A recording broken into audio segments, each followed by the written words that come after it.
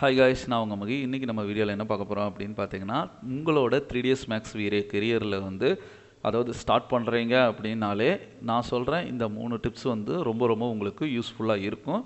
இதுக்கப்புறம் பார்த்தீங்கன்னா அடுத்தடுத்து நீங்கள் மாடல் பண்ணும்போது ஒர்க் பண்ணும்போது தெளிவாக நீங்கள் ஒர்க் பண்ணலாம், ரொம்ப கன்ஃபியூஸே வராது.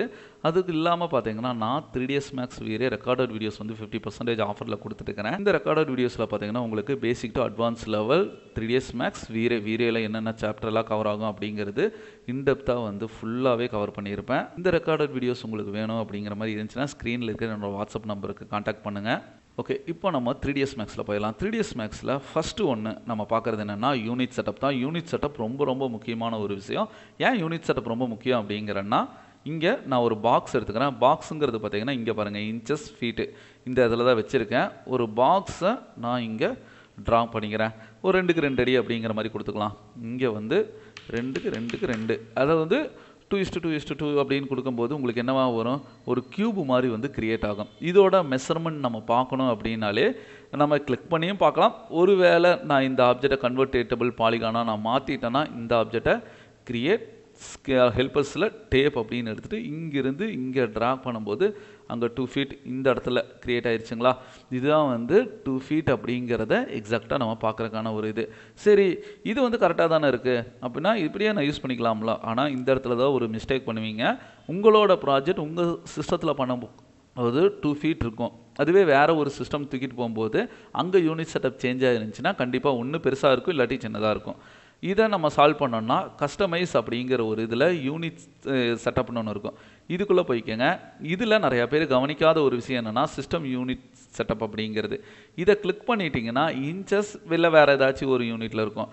முக்கியமாக நீங்கள் மில்லிமீட்டர் அப்படின்னு வச்சுக்கோங்க. ஒரு யூனிட் ஸ்கேல் மில்லிமீட்டர் இருக்கிறதுலே லோயஸ்ட் வேல்யூ வச்சுட்டிங்கன்னா உங்களுக்கு என்ன ப்ராப்ளம் வராதுன்னா, வேர்ல்டு வைடாக நீங்கள் எந்த ஒரு மாடல் நீங்கள் க்ரியேட் பண்ணாலும் உங்கள் மாடலை வேறு யாராச்சும் அனுப்புனாலும் கூட நம்பி அனுப்பலாம். இப்போ உதாரணத்துக்கு என்னோடய கார் பார்க்கிங்கில் 10 அடிக்கு 10 அடி ஒரு கார் பார்க்கிங் இருக்குது. வெளியிருந்து ஒரு ஃப்ரீயாக நெட்லேருந்து டவுன்லோட் பண்ணுற ஒரு காரை தூக்கிட்டு உள்ளே வைக்கிறேன்னா என்னோட கார் பார்க்கிங் அளவும் காரை கொண்டு வரும்போது காரோட எக்ஸாக்ட் யூனிட் செட்டப்பும் பர்ஃபெக்டாக இருக்கும். அதுக்காகத்தான் இந்த செட்டப் வைக்க சொல்கிறோம். எந்த வேல்யூ இருந்தாலும் மில்லிமீட்டரில் வச்சுக்கோங்க. அதுக்கப்புறம் இங்கே யூஸ் பண்ணுறது டிஸ்பிளே யூனிட்டுங்கிறது நம்ம இங்கே ஒர்க் பண்ணுற யூனிட்டு, அதாவது ஸ்க்ரீனில் தெரிகிற யூனிட்டு. நான் ஃபீட் இன்ச்சஸ் தான் இப்போ வச்சுருக்கேன் டிஸ்பிளேயில். அப்படி இல்லை ப்ரோ நான் மீட்டரில் தான் யூஸ் பண்ணுறேன் அப்படின்னாலும் கூட மீட்டர், சென்டிமீட்டர், மில்லிமீட்டர் நீங்கள் எதில் வேணாலும் யூஸ் பண்ணிக்கலாம். இது பிரச்சனையே கிடையாது. இது ஆஸ் இட் இஸ் அப்படியே சேஞ்ச் ஆகிரும். ஃபீட்டு இன்ச்சஸ்லேயும் பார்த்தீங்கன்னா நான் 1/8 அப்படின்னு வைப்பேன்.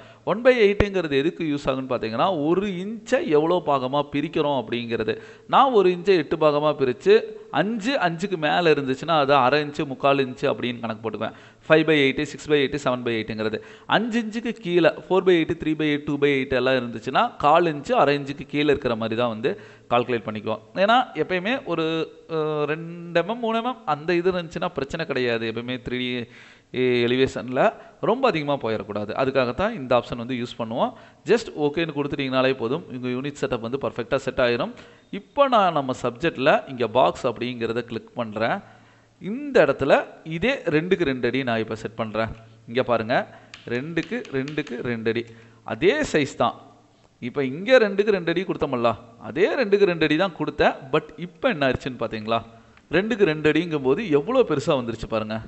இதோட ஸ்கேலிங் ஹெல்பர்ஸில் டேப் வச்சு இங்கிருந்து இங்கே நான் அளவு எடுக்கிறேன்னா கரெக்டாக நம்மளுக்கு இது ஒரிஜினலாக இருக்கிற சைஸு. இந்த சைஸுக்கு தான் வேர்ல்டு வைடாக இருக்கும். யூனிட் செட்டப் கண்டிப்பாக சேஞ்ச் ஆகும். இன்ச்சஸில் எல்லாம் வச்சிங்கன்னா அதுதான் மில்லிமீட்டரில் வச்சு ஒர்க் பண்ணுங்க அப்படின்னு சொல்கிறது. சரி, இப்போ மறுபடியும் ஃபைனலாக கஸ்டமைஸில் யூனிட் செட்டப்பில் சிஸ்டம் யூனிட் மில்லிமீட்டரில் தான் இருக்குதா அப்படின்னு செக் பண்ணிக்கலாம்.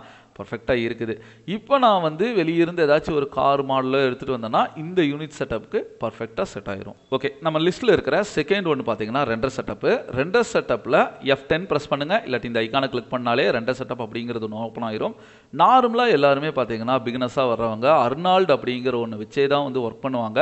இப்போ நான் வீரே போகணும் அப்படின்னா ரெண்டர் செட்டப்பில் ஒவ்வொரு டைமுமே ரெண்டருங்கிறத வீரே CPU ஆர் GPU கிளிக் பண்ணிட்டு தான் நம்ம அந்த இடத்துல ஒர்க் பண்ணுவோம். ஓகேங்களா, இங்கே நீங்கள் கிளிக் பண்ணாலும் மெட்டீரியல் எடிட்டார் அப்படிங்கிற மாதிரி ஒன்று இருக்குது. இந்த மெட்டீரியல் எடிட்டார்லேயும் எல்லாமே பாருங்க கிரே கலர்ல இருக்கு.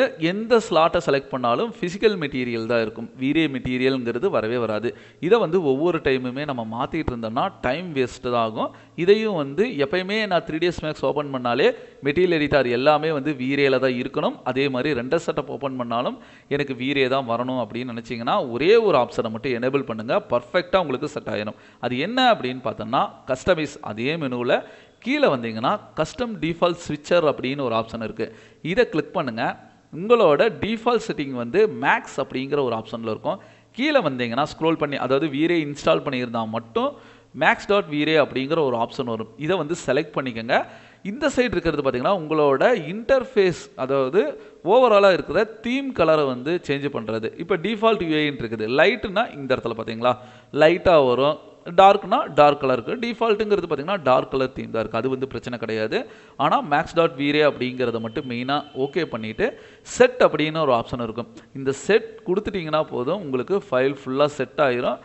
டிஃபால்ட்டாக இருக்கிற இந்த 3ds Maxஐ மட்டும் ரீஸ்டார்ட் பண்ண சொல்லும். சிஸ்டம் ரீஸ்டார்ட் பண்ண வேண்டாம். 3ds Maxஐ மட்டும் க்ளோஸ் பண்ணுங்கள். ஏன்னா இங்கே பிளாக் கலராக இருக்குதுல்ல. 3ds Maxஐ நான் டோன்ட் சேவ் கொடுத்துட்டு க்ளோஸ் பண்ணிடுறேன். க்ளோஸ் பண்ணதுக்கப்புறம் மறுபடியும் நீங்கள் ஓப்பன் பண்ணிட்டீங்கன்னா இப்போ நான் ரெண்டர் செட்டப்பை கிளிக் பண்ணேன்னா எனக்கு பாருங்கள் ரெண்டரர் வந்து வீரே 6 அப்படின்னு வந்துருச்சுங்களா. அதே மாதிரி மெட்டீரியல் எடிட்டர் அப்படிங்கிறத நான் கிளிக் பண்ணேன்னா எல்லா கலராக ஸ்லாட் வந்து வரும். இப்போ நீங்கள் இந்த ஸ்லாட்டை எதை செலக்ட் பண்ணாலும் வீரே மெட்டீரியல் தான் வரும். மற்ற எந்த பிசிக்கல் மெட்டீரியல்ங்கிற வராது. பிசிக்கல் மெட்டீரியல் உங்களுக்கு தேவைப்பட்டுச்சுன்னா நம்ம வந்து கெட் மெட்டீரியலை போய் எடுத்துக்கலாம். நம்ம லிஸ்ட்டில் இருக்கிற மூணாவது விஷயம் என்ன அப்படின்னு பார்த்தீங்கன்னா எந்த ஒரு மாடல் நம்ம கிரியேட் பண்ணாலும் நீங்கள் எங்கே போய் கிரியேட் பண்ணுவீங்க அந்த ஆப்ஜெக்டை மாடிஃபை அப்படிங்கிறதுல பேராமீட்டர் வேல்யூவில் தான் சேஞ்ச் பண்ணுவோம். டிஃபால்ட்டாக ஒரு ஆப்ஜெக்டோட ப்ராப்பர்ட்டிஸ் பேராமீட்டர் வேல்யூங்கிறது பார்த்தீங்கன்னா லென்த்து வித்து ஹைட்டு இல்லை அது ஒவ்வொரு ஷேப்பை பொறுத்து ஜாமெண்ட்ரி ஷேப்பை பொறுத்து வந்து சேஞ்ச் ஆகும். இதை விட அட்வான்ஸ் லெவலில் நம்ம எடிட் பண்ணோம்னா என்ன பண்ணுவோம் அந்த ஆப்ஜெக்டை செலக்ட் பண்ணிவிட்டு ரைட் கிளிக் பண்ணிங்கன்னா கன்வெர்ட் டு அப்படிங்கிற ஒரு ஆப்ஷன் வரும். இந்த கன்வெர்ட் டு ஆப்ஷனில் நீங்கள் editable mesh poly patch NURBS அப்படிங்கிறதெல்லாம் யூஸ் பண்ணிக்கலாம். பட் 3ds Max அப்படிங்கிறது பார்த்தீங்கன்னா எடிட்டபிள் பாலி அப்படிங்கிற ஒரு இதில் தான் நம்ம வந்து கிரியேட் பண்ணுவோம். இதை நீங்கள் கிளிக் பண்ணிங்கன்னா உங்களுக்கு டிஃபால்ட்டாக இருக்கிற ப்ராப்பர்ட்டிஸ் வேல்யூ வந்து காணாமல் போயிடும். இப்போ நம்மளுக்கு என்ன ஆயிடுச்சு அட்வான்ஸ் லெவலில் எடிட் பண்ணுறதுக்கான ஆப்ஷன்ஸ் வந்துருச்சு. இது எல்லாருக்கும் தெரிஞ்ச விஷயம்தான். எடிட்டபிள் பாலிங்கிறத இங்கே கிளிக் பண்ணிங்கன்னா vertex edge border polygon element அப்படிங்கிற ஆப்ஷன்ஸ் இருக்கும். இந்த எடிட்டபிள் பாலிலையும் பார்த்தீங்கன்னா எடிட் பண்ணும்போது நிறைய ஆப்ஷன்ஸ் கொஞ்சம் கஷ்டமாக இருக்கும். இதை விட கொஞ்சம் ஈஸியாக எடிட் பண்ணணும் அப்படின்னா மெயின் மெனுக்கு கீழே இருக்கிற மெயின் டூல் பாரில் கடைசி எம்டி ஸ்பேஸில் ரைட் கிளிக் பண்ணிங்கன்னா நிறைய ஆப்ஷன்ஸ் வரும். இதில் பாருங்கள் ரிப்பன் அப்படின்னு ஒரு ஆப்ஷன்ஸ் இருக்கும். இங்கே இருக்குது பார்த்தீங்களா இந்த ரிப்பன் அப்படின்னு ஆஃப் பண்ணிட்டீங்கன்னா இந்த இடத்துல ஒரு பட்டன் இருந்தது காணாமல் போயிடுச்சு பார்த்தீங்களா ஒரு மெனு இருந்தது. மறுபடியும் அதே இதில் ஆன் பண்ணிவிட்டு ரிப்பன் கிளிக் பண்ணிங்கன்னா கீழே ஒரு ஆப்ஷன் வரும். இங்கே மாடலிங் ஃப்ரீ ஃபார்ம் இந்த மாதிரி ஆப்ஷன்ஸ் எல்லாம் இருக்கும். இந்த எடிட்டபிள் பாலி அப்படிங்கிறது நீங்கள் ஒன்று யூஸ் பண்ணிங்கனாலே ரிப்பன்கிறது வந்து உங்களுக்கு ரொம்ப ஹெல்ப் பண்ணும். ஏன்னா இதில் இருக்கிற எடிட் பண்ணுறக்கான ஆப்ஷன்ஸில் அட்வான்ஸ் லெவல் டூல்ஸ் எல்லாமே இதில் நீங்கள் யூஸ் பண்ணிக்கலாம்.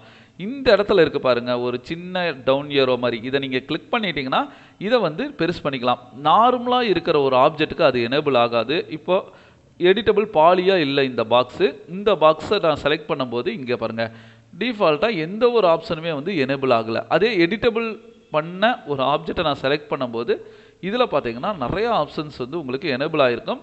அதுலேயும் குறிப்பாக நீங்கள் வெட்டெக்ஸ்னு போயிட்டீங்கன்னா வெட்டெக்ஸ் ரிலேட்டடாக இருக்கிற ஆப்ஷன்ஸ் எல்லாம் கொஞ்சம் ஆட் ஆகி வரும். எட்ஜுனா எட்ஜ் ரிலேட்டடாக போனது பார்டரு பாலிகான் எலிமெண்ட் அப்படிங்கிற நிறைய ஆப்ஷன்ஸ் எடிட்டிங் டூல்ஸ் வந்து நீங்கள் யூஸ் பண்ணிக்க முடியும். 3ds Maxல இந்த 3 விஷயத்தை ரொம்ப முக்கியமாக நீங்கள் கற்றுக்கணும். நிறைய டிப்ஸ் அண்ட் ட்ரிக்ஸோட ப்ராஜெக்ட் ஓரியன்டான ட்ரைனிங் தான் பார்த்தீங்கன்னா 3ds Max video recorded videos 50% ஆஃபரில் கொடுத்துட்ருக்கிறேன். இது இல்லாமல் நான் அப்லோட் பண்ணுற வீடியோ கண்டினியூவாக உங்களுக்கு நோட்டிஃபிகேஷன் வரணும்னா நம்ம சேனலை சப்ஸ்கிரைப் பண்ணி ஆல் நோட்டிஃபிகேஷன் ஐக்கானை எனேபிள் பண்ணுங்கள். நெக்ஸ்ட் வீடியோவில் மீட் பண்ணலாம். வாழ்க தமிழ்.